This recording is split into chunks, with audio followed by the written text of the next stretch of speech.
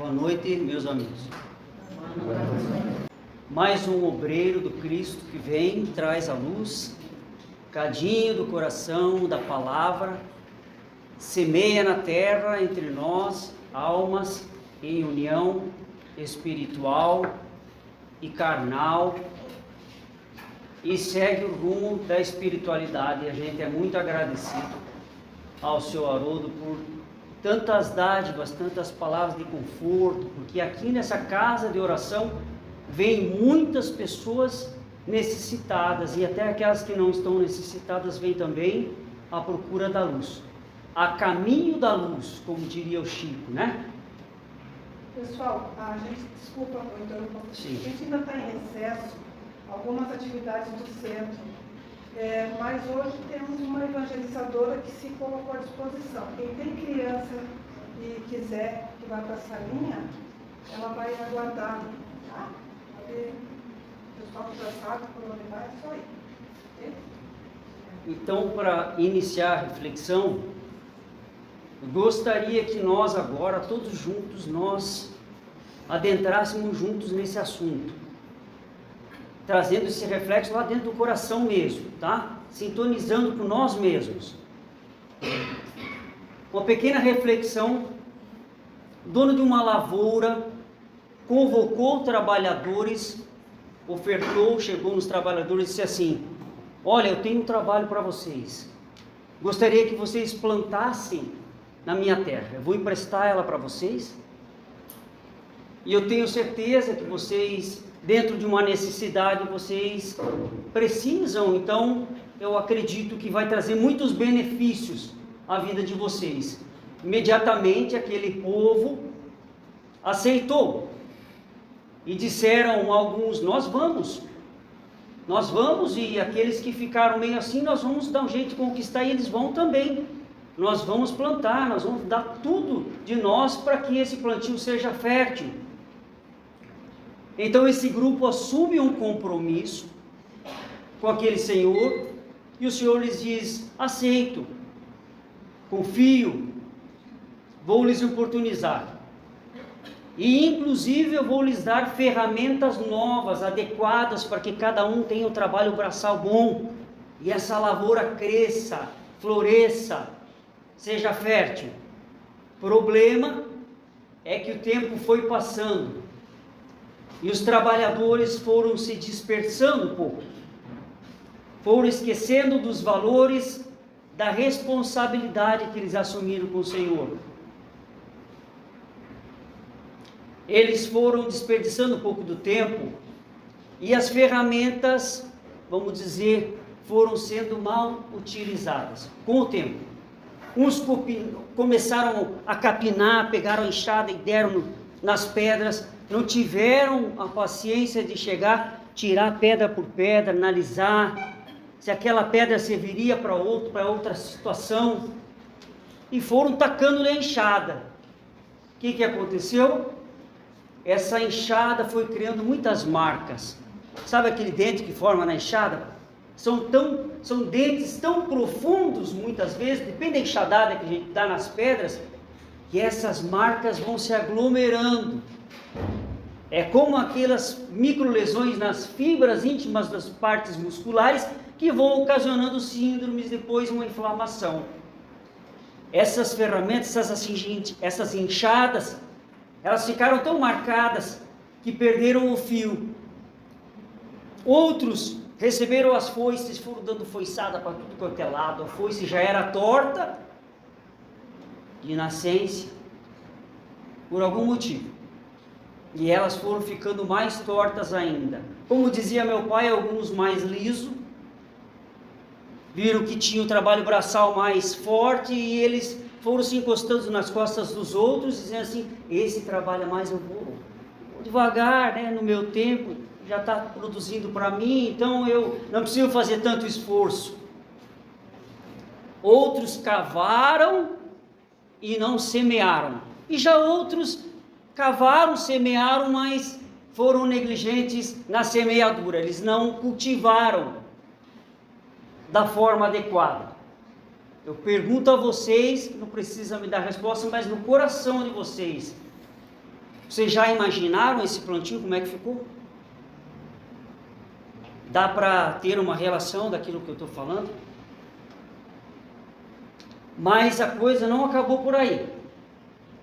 Porque a coisa piorou quando esse povo começou a analisar aquelas ferramentas e entrar numa adversidade profunda uns com os outros.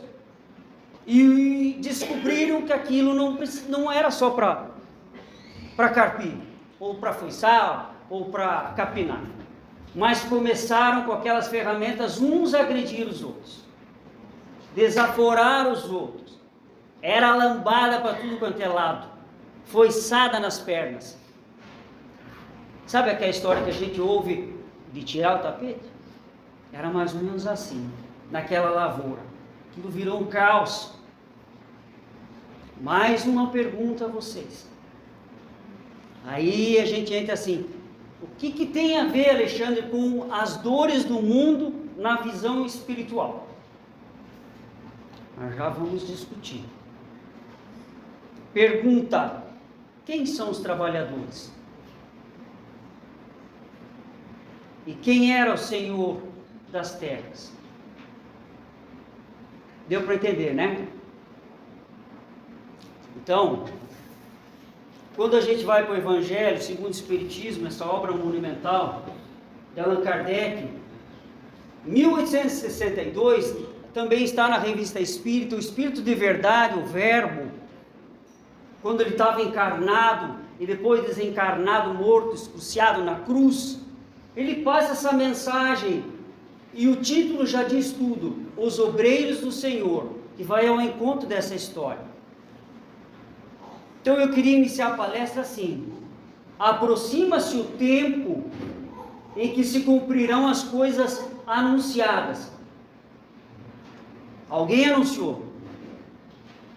Os profetas, principalmente o profeta Isaías, profetizou até quando Cristo ia nascer, para a transformação da humanidade. Ora, se precisa transformar é porque tem algo na ferramenta que ficou marcado. Aproxima-se o tempo, está na hora, tem mais tempo. Isso foi escrito em 1862, isso foi profetizado há séculos atrás. Vejamos: ditosos serão os que houverem trabalhado no campo do Senhor. Ditosos, eleitos, convocados, a parte voluntária de cada um, a vontade, o discernimento, como eu vou tratar dessas situações, com desinteresse e sem outro móvel senão a caridade. Aqui começa a complicar, porque qual dos habitantes terrenos trabalham sem interesse? Que interesse é esse?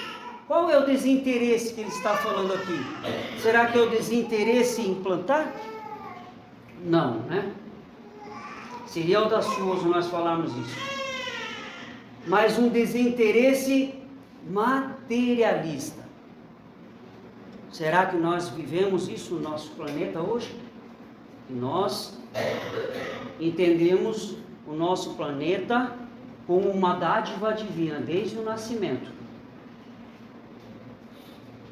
Vamos lá, trabalhemos juntos, diz o Senhor, e unamos os nossos esforços, a fim de que o Senhor, ao chegar, encontre acabada a obra.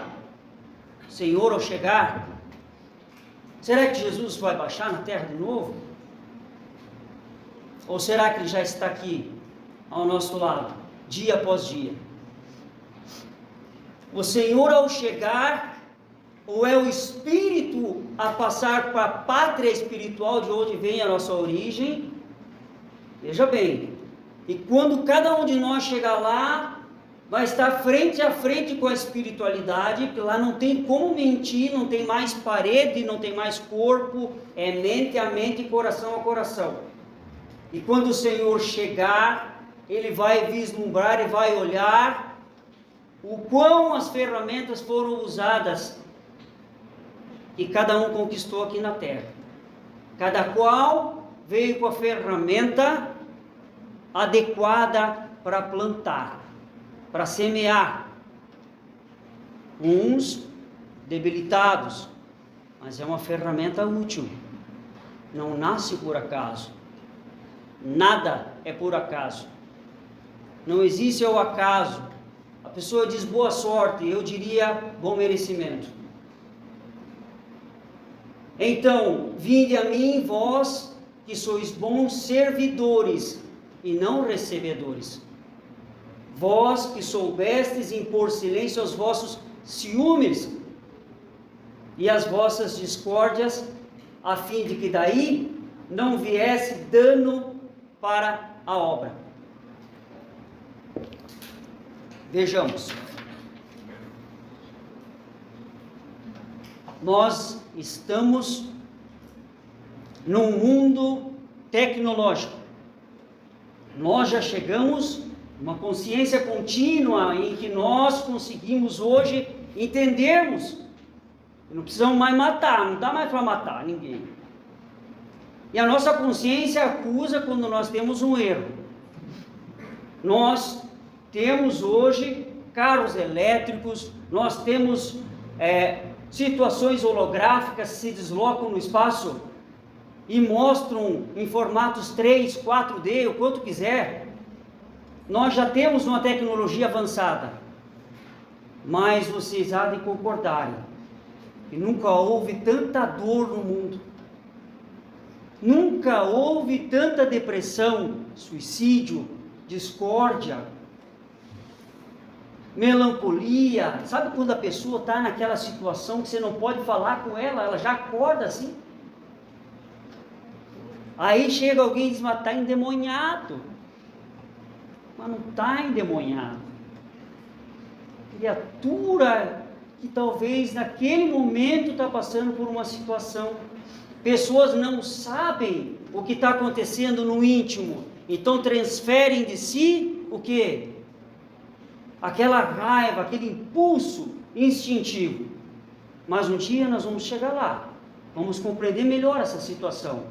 É uma espécie de silêncio doloroso. Então o que acontece? Se tem muitos recursos no mundo, mas quando dá uma tremida de vento, na garagem da vizinha tem 300 mães rezando o terço.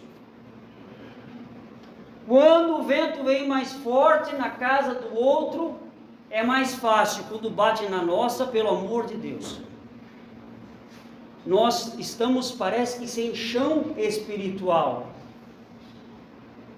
Então muitas vezes Deus nos coloca numa situação para ver o nosso comportamento, e quando nós estamos lá, muitas vezes aquele que mais estuda a parte espiritual, ele vai se conectar mais fácil, provavelmente consigo e com Deus, porque conectado com Ele, está conectado com Deus o tempo inteiro, e ele vai ter pelo menos não o desespero daquele momento, mas ele vai compreender que aquela prova é necessária, e não tem como burlar aquela prova. Então eu ergo a cabeça e sigo adiante com firmeza, mesmo amedrontado, chorando, com o coração aflito, mas nós temos condições de segurar o sentimento e transformar ele em algo melhor, em compreensão. Por isso,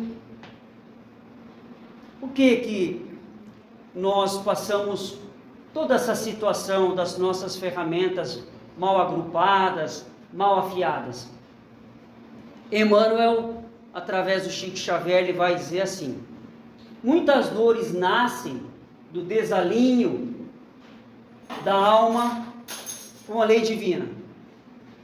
Quer dizer que o sofrimento que nós passamos, ele requer reforma íntima. A consciência, diz ele, é um tribunal silencioso. Quando violamos a lei, sofremos inquietação, ansiedade, depressão, e nós não estamos vendo hoje as crianças hoje numa situação de ansiedade, os pais, o trabalho excessivo, a preocupação por levar o pão para casa. chega em casa, mal dá para comer, tem que levar o filho para o colégio, chega no final da tarde cansado, não dá para, muitas vezes, o pai quer brincar, não tem tempo, porque estou cansado. É natural, mas isso tudo nós temos que reverter em benefícios, tanto para nós, quanto para aqueles que nós amamos, porque somos responsáveis por aqueles que amamos. Muitas pessoas se perguntam, por que eu estou passando isso? E eu digo a vocês, nós estamos aqui para quê? O Espiritismo explica o porquê uma criança nasce com um problema de alergia congênito, não pode usufruir de tal alimento, tomar tal injeção. O Espiritismo explica porque o fulano nasceu sem os braços, o filho do vizinho veio sem os braços. Meu Deus, que Deus é esse? O Espiritismo explica, não é regra o que eu estou falando, mas eu estou dando modelos de situações da personalidade. Deu um tiro no crânio, mongolismo, idiotia, uma série de problemas mentais, fumou que nem um condenado, não cuidou da saúde, veio com o pulmão limpinho, tuberculose, querido. Matou, estrangulou, vem sem mão. Como é que ia ser a lei? Aí, eu quero explicar para vocês, para que ninguém saia daqui e diga, o Alexandre falou que o meu filho então está sem a mão, ele foi ladrão. Não é regra, mas é a causa e o efeito. A espiritualidade nos deu, porque o Espiritismo não fornece receita, ele orienta. A espiritualidade veio através dessas obras e nos orientou, olha, tem uma causa, tem uma consequência. Se o carro é movido a gasolina e não aceita álcool, por que você vai colocar álcool? A cada tanto tempo tem que limpar o óleo, tirar o óleo velho, colocar óleo novo. Para quê? Vai fundir o motor. Mas se nós sabemos que o motor vai fundir, chegou na data tal, eu não vou trocar o óleo, eu vou arriscar. Nós já chegamos num patamar que nós temos esse entendimento, nós devemos fazer. E aí, o Kardec vai dizer assim, por que tantas pessoas sentem, pediu para os Espíritos, esse vazio interior? E tem pessoa que não preenche nada, nenhuma felicidade não preenche mais. Que ela chegou num patamar em que não tem como jogar uma corda para puxar e volta. Acontece isso conosco, se nós deixarmos pensamento negativo, a palavra maldita. Nós estamos o tempo inteiro tentando nos reformar.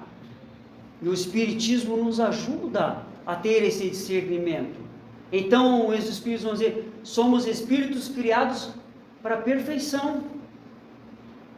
Quando nós vamos ao contrário de algo que está na lei, nós ficamos incompletos, vazios.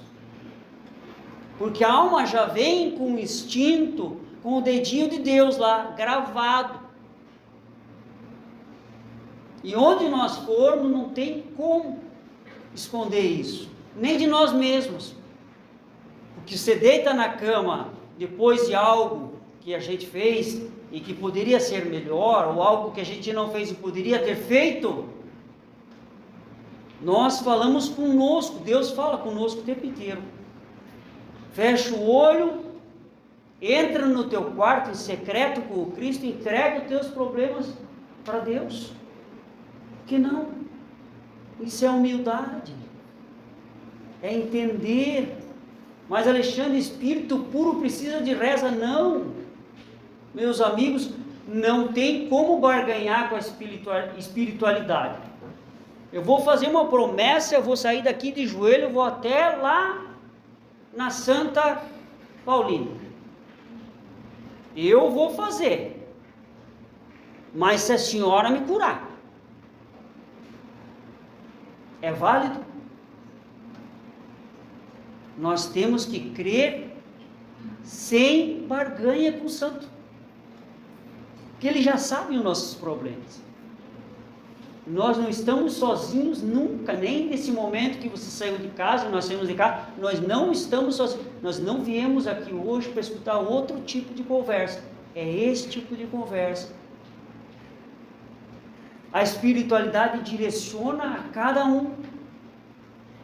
Muitas vezes o senhor Haroldo era para fazer palestra, um palestrante excepcional, mas veio o lapisinho aqui no lugar dele, porque a espiritualidade quis que fosse assim. Que talvez ele tinha outra situação que ele precisava resolver. E é assim no nosso cotidiano, é assim a nossa vida. Quando der uma faísquinha, vai. Venha para casa, venha para os estudos. É essa a união, o encontro de almas. Mas como é que nós podemos então mudar, virar essa chave para melhorar dentro de nós, para fortalecer esse vazio que muitos de nós sentimos, ou talvez só para fortalecer mesmo no trabalho, no trato com os filhos, no trato com a escola, no trato com o professor, na rua, não precisar ficar buzinando o tempo inteiro, passou na minha frente, você não parou na faixa, seu inútil. Está assim.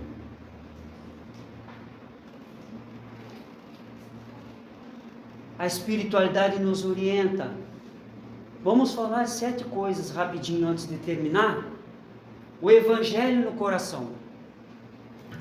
O Evangelho no coração é impor o Evangelho na religião dos outros? O que é que vocês acham? Existe uma religião 100% sadia na Terra? 100% verdade é aquilo e ponto final. Existe o Evangelho do amor no coração. O servir, o entender a boa parte do outro, dar o valor devido. Segundo, uma prece sincera. Para nós que está no céu, santificado seja o vosso nome. Prece é essa. Vai para onde? A prece sincera. Bom dia, Senhor. Ó Senhor, obrigado por essas moléculas da água que lavam minhas mãos sujas. Que sol maravilhoso, que dia maravilhoso, minha família está aqui, eu estou encarnado. Eu levantei da cama, senti os pés no chão, eu não estou em espírito ainda. Tenho mais um tempinho para aprender aqui, depois eu vou. A prece sincera, a gratidão sincera, é uma prece. Um cumprimento na rua, muitas vezes é mais que um Ave Maria sem intenção. Bom dia, não cai a boca. Sentamos às vezes ao lado de pessoas aqui, e a nossa mentalidade que nós estamos sentindo, aquilo que sai do nosso coração agora, penetra no outro como forma de oração. A oração é o encontro das mentes sadias. É aquele momento que eu me debruço em mim mesmo. Eu me ajoelho em mim mesmo. Não precisa colocar pedrinha embaixo do joelho. Deus não quer isso. Deus quer que nós compreendemos a nós mesmos, porque aí tudo transborda, tudo floresce. Terceiro, trabalho no bem. Aí vai começando a complicar. Será que hoje todas as autoridades do mundo estão trabalhando para o bem? Tudo que nós conhecemos hoje, por ordem, por progresso de alguma coisa, eu não estou falando de política aqui, não estou falando de partido nenhum. Porque nós temos que entender que todo o processo que se encontra na Terra não se encontra ao acaso. Já foi dito antes. Kardec dizia, muitas vezes o ser humano tem que descer ladeira, subir ladeira, descer ladeira, afogar. Uma criança se diz assim, não vá lá, não suba na árvore. Ela vai. Olha, você pode cair. Saia daqui. Não vai, por favor. Na terceira ela tomba. Quer aprender pela dor. Todos os nossos feitos que forem contra a lei é significativo nos próximos passos que nós vamos dar. Mas o que tem que operar de cima para baixo da nossa consciência é o amor perante todas as coisas, independente do que tem, o que deixa de ser e aquilo que foi. Outra, mudança de hábitos mentais. É a parte difícil, né? Quantos de nós conseguimos manter pensamentos positivos o dia inteiro? Difícil, né? Isso transborda em sinapses nervosas, porque a alma já vibrou, absorveu. É instantâneo, há uma ligação fluídica que se conecta num fio etéreo, um fio fluídico, e vai diretamente ao coração. Vai para a boca, amargando o paladar, os nossos órgãos internos. São transmissões nervosas que fluem em química, transformando um corpo que fica adoentado. E a pessoa pede, mas eu rezava tanto e adquiri um CA, por exemplo, um câncer. Aquela pessoa era tão devota e por que ela está passando por isso? O Espiritismo explica. Muitas vezes uma tristeza profunda que não curou. Por isso a palavra necessária na hora certa. Oh, me perdoe.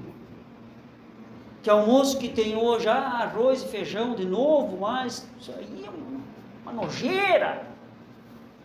Mas meu Deus, que maravilha. Oh, minha esposa, obrigado. Oh, mas eu só fiz carne com... Tá ótimo, não precisa mais nada. Essa é a boa parte de nós. É a compreensão mútua. Disciplina emocional. Sexta. Quem de nós não se desespera na hora da febre? Por exemplo, com o filho. Mas as mães que já tiveram algumas situações de experiência maior, elas sabem instintivamente, o coração de mãe é muito maior, ela que carregou o filho no ventre, né? Por isso que nascemos várias vezes para os homens também ter essa experiência e saber o que é a dor do parto. Ela sabe que vem a febre, mas vai passar. E ela já teve várias experiências. Quanto mais nós experienciamos, nós vamos ficando mais preparados para aquilo. Você passa, vai atravessar uma ponte, você vê que a ponte está falha, quando começou a estralar, você para. Você vai ter o raciocínio lógico daquilo. Eu não vou mais atravessar. Ou eu vou atravessar com maior cautela. Ou se está podre e eu só tenho essa ponte para atravessar, eu vou levar uma corda. Tem outro jeito. Evangelização no lar. Nós aprendemos na casa espírita a abrir o evangelho, fazer oração. Mas essa evangelização no lar que eu estou falando,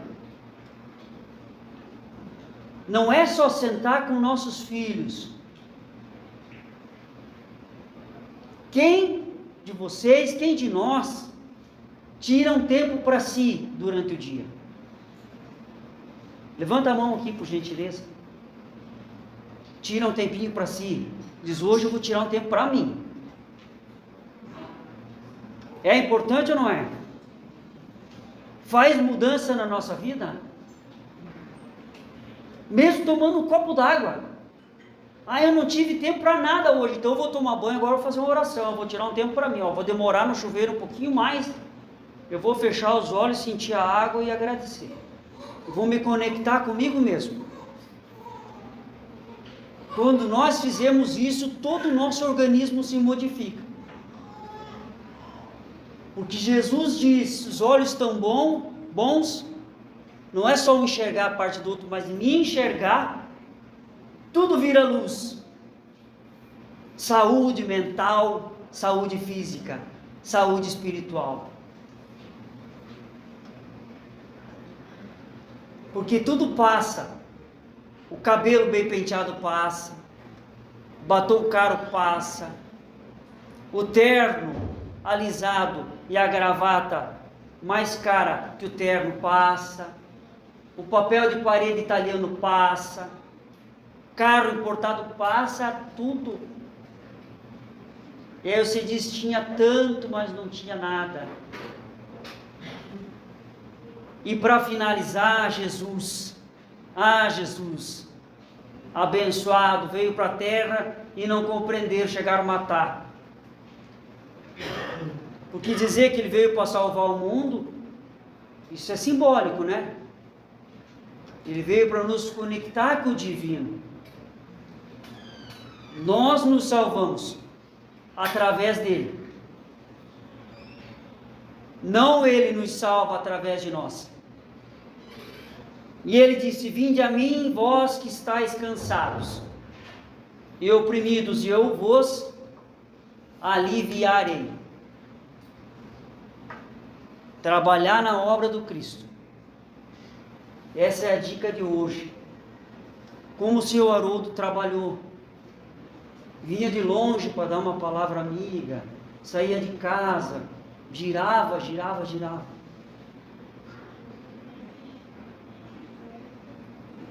É importante essa conexão entre nós mesmos e o divino. Eu agradeço a atenção de vocês e vamos fazer a prece agora, fechando nossos olhos.